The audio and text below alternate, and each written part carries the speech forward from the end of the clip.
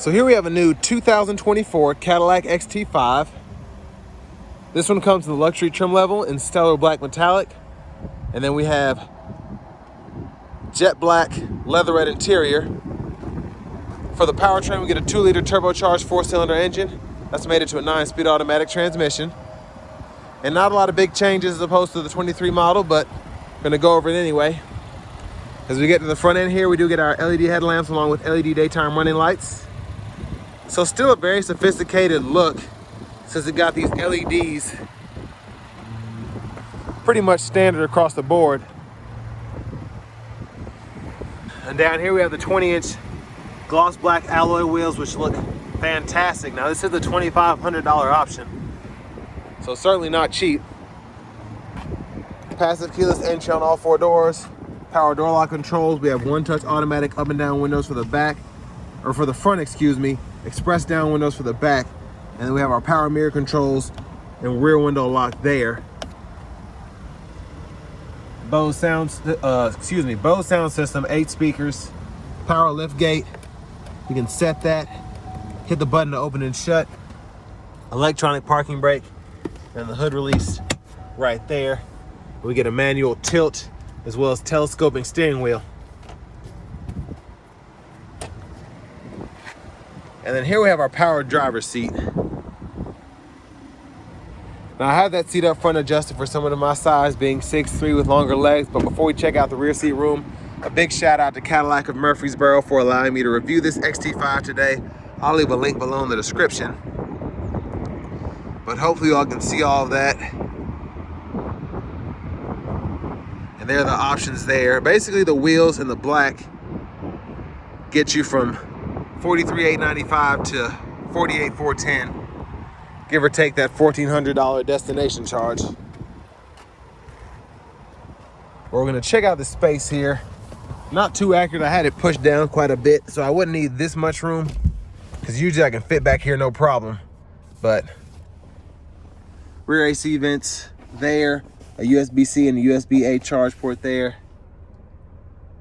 Here's a view of the front from back here. We do get the seat back pockets on both sides, and then this middle seat folds down. Bottle holders are right there. Let's go ahead and make our way towards the back.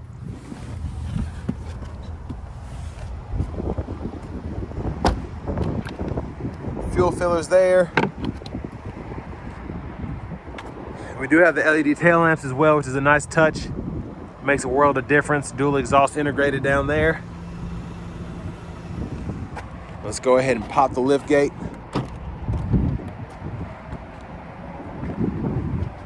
And there's a space behind the second row. Spare tires right in there. And then we can hit this switch from back here to fold the seat flat, either side. You can also do it manually from the front.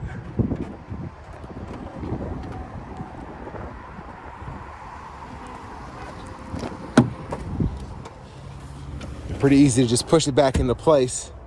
And again, you can use that to pull it up, but you can also use it to recline it back. So that's with it up, that's with it back there. Now we get an 8-way power driver's seat and then a 6-way power front passenger seat here. Excuse the glare. Lockable glove compartment here.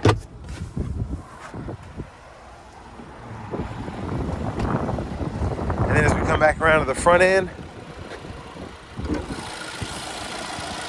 mostly covered up, there's that 2-liter turbocharged 4-cylinder.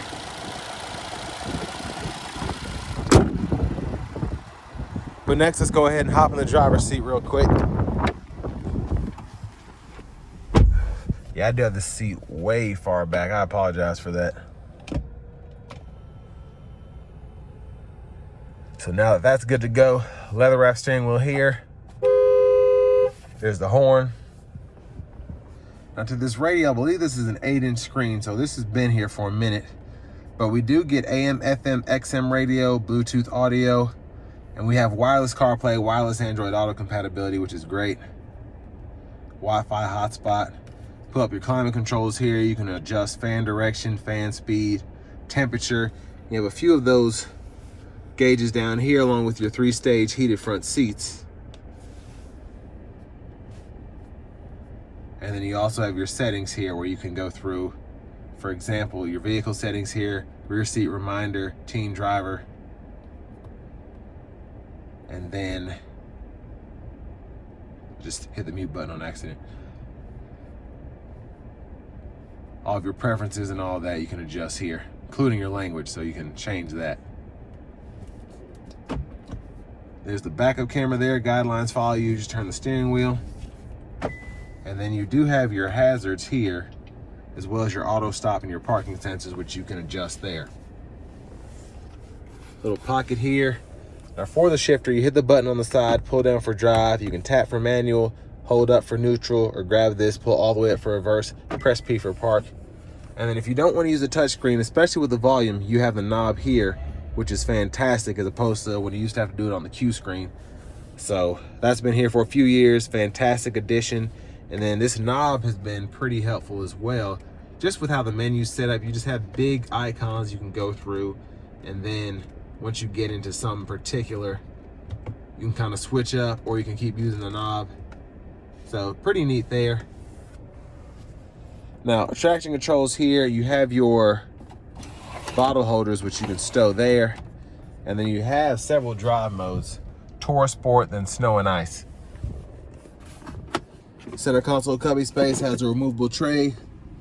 There's a USB-C, a USB-A input. And there's a view of the back seat from up here.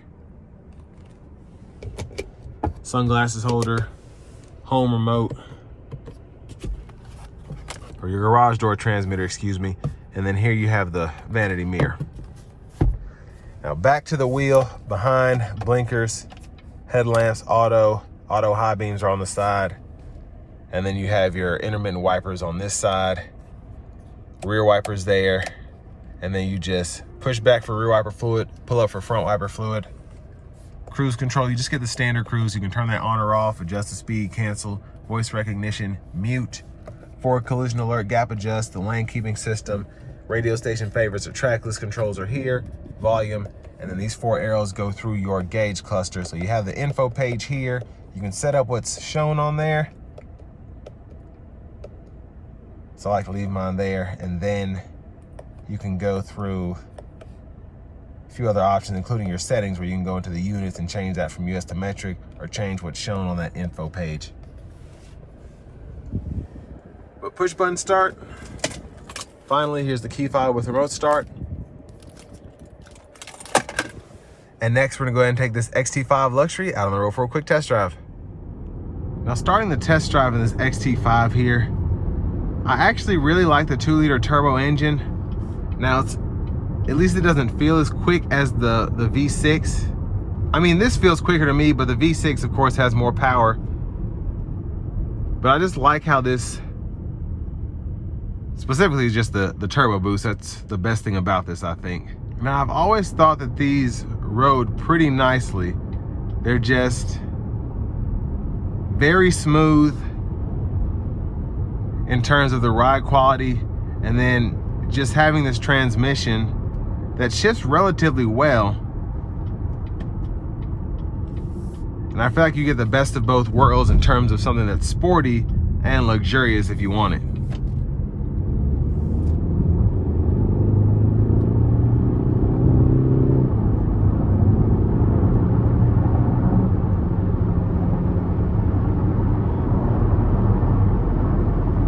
Now, I didn't put my foot into it because this doesn't have much gas in it, but just under light throttle, I gave it about 1/3, and the turbo, the torque that I had low end was fantastic. So very impressive there.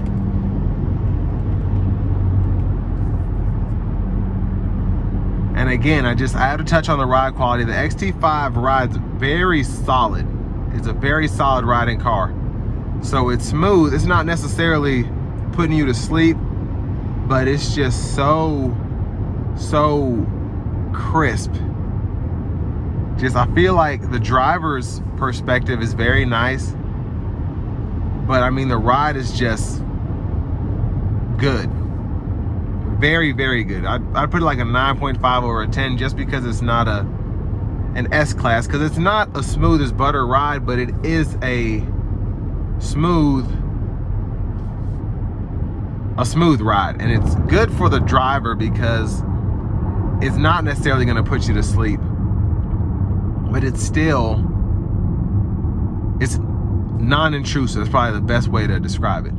Now, for the price point of this, I do think it's not necessarily steep, but it's considered a luxury vehicle. I think the best thing about this is the ride. I think the ride on these are phenomenal, but at almost 50 grand, there are other options out there.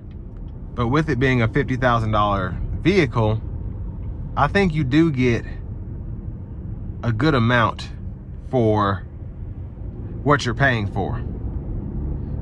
I think the big thing though is just like for 60 grand, you can get a lot more. So you can get your cooled seats, sunroof maybe adaptive cruise control, depending on what manufacturer you decide to go with and what else you're giving up. But I will say, ride quality wise, this is top tier.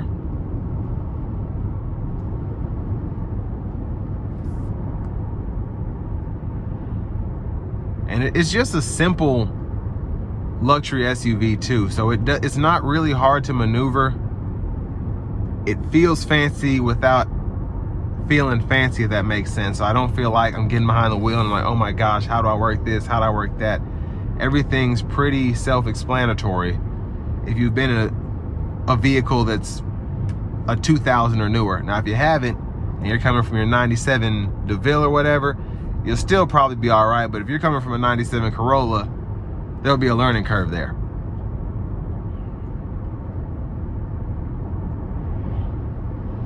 But a very good car overall in terms of fuel economy, in terms of the power you get, just how easy it is to drive.